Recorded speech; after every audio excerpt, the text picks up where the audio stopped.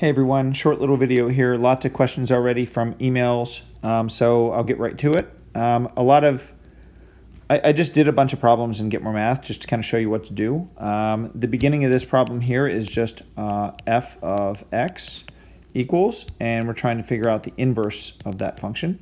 So in blue, I'll use a pink pointer here to kind of show off my steps. So I switch the x and y. And then my objective is to solve for y. That's my job. So I switch x and y, solve for y. So I'm going to get rid of the plus 8 by doing minus 8 to both sides, and I get that here. Now, before I do anything with this, I want to get rid of the coefficient also. So I multiply both sides by 9 to get rid of the fraction. I divide both sides by -7, and I get this kind of ugly looking fraction right here.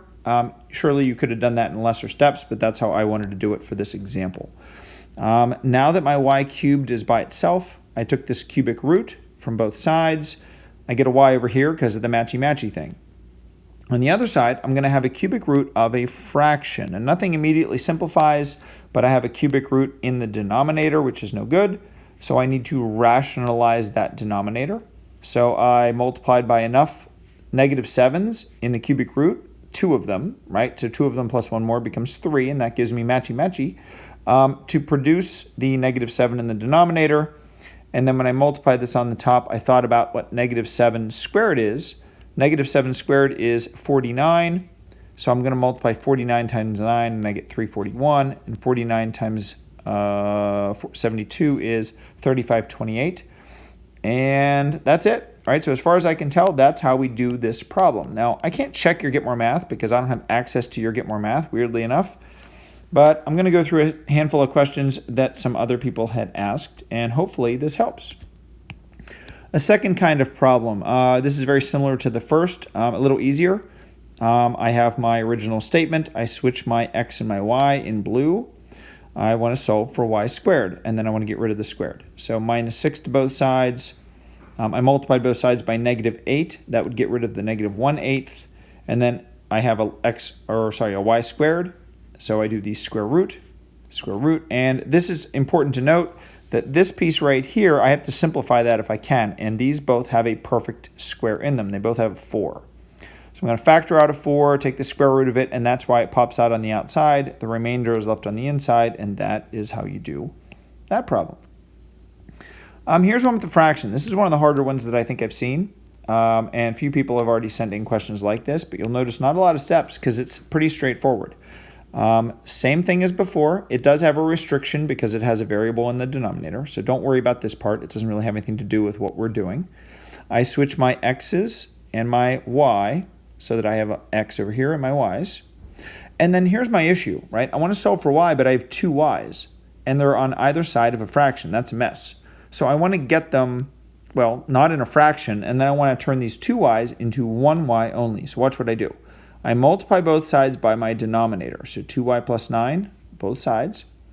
So I distribute the x over to all of those bits there, and I'm just left with, because the bottom and the side would cancel, so y plus 1. Now I have one statement with 2 y's, so I'm going to get my y's together. So I subtract y from both sides, and it shows up over here. And I want the 9x out of there, so I subtract 9x from both sides, and it ends up over here.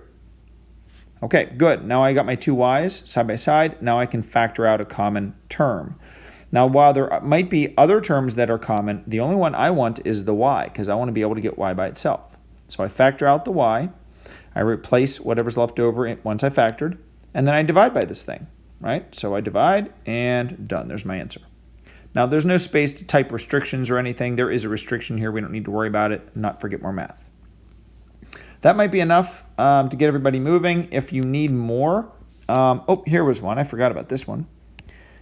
Let's see. Let's get my arrow. So check this out. Maybe. Here we go. This one was one that was sent in. It has a cubic root right off the bat. So same deal. I'm going to switch the x and the y in blue. And I want to solve for this thing to the best of my ability. So I get rid of the plus 4 by doing -4 to both sides. I want to get rid of the cubic, so I cube it, right? Matchy-matchy. So I cube both sides, and I showed the work over here on how I cubed x minus 4. So yeah, you have to actually do that all out. I hope I did it right. And then I'm left with that answer equals the radicand. And the radicand is negative y. But we don't want negative y, we want positive y. So I divide by negative 1 to both sides. And that just simply changes all of these signs to their opposite. So now x cubed becomes negative, negative 12x squared becomes positive, and so on and so on. And then this is my inverse. Now, if that's all you need, go ahead and turn the video off. I have a handful more of images that people sent in, so you're going to see some Get More Math images now. And we'll start with this one. This person sent me this question, so on the screen I went ahead and switched. Well, I don't have markup chosen. So on the left-hand side, I wrote it with y. On the top of the right-hand side, I switched the y and x. I didn't use blue this time. And I solved for y again. I got the minus 7 out of there. I cube root. I did all the multiplication, and I solved for y. This reminds me of a problem that I did in class, but I hadn't worked it out. I typed it in. I got it right. Anybody looking for that problem can pause and rewind and go back. Here's another problem that I did. I wanted to, again, switch them around. This time I switched them around inside that green box, and then on the right-hand side, solved for y. So minus 7 to both sides, multiply by 3, divide by 2, and then take the square root. And this one took a little extra work. You had to rationalize the denominator to get your correct answer there. Once again, if you need something like that, go for it. If you run into a question like that, you can do it, hear it. I typed it in before I pressed enter, and I got it correct. Next question. I'll go to the split screen version. This one was one I actually had wrong. This is my incorrect answer. Instead of focusing on the incorrect answer, I had to redo it because I missed a negative sign. I just made a mistake. You might actually notice up here on the right side of my screen, I have a 4y plus 3. And on the left side of my screen, I have a 4y minus 3. That was just a typo, but it threw my problem off, and I got pink dotted. You can see the pink dot here. So then I went back and I fixed, I'm going to zoom in, I fixed the 4y plus 3 to both sides, and that kind of transferred down through the problem. This is one where I had to factor out a y. I didn't have to do any rationalizing, which was nice. And then I typed the new answer in, and while you can't see the smiley faces falling from the sky, I can assure you that this answer, when typed in, was in fact correct. Let's see if there's anything else. I feel like we did one like this already. Here's one that here's the split screen. These take a lot of work. So my work that I did for this one was I switched around the x and the y. I then solved for negative y.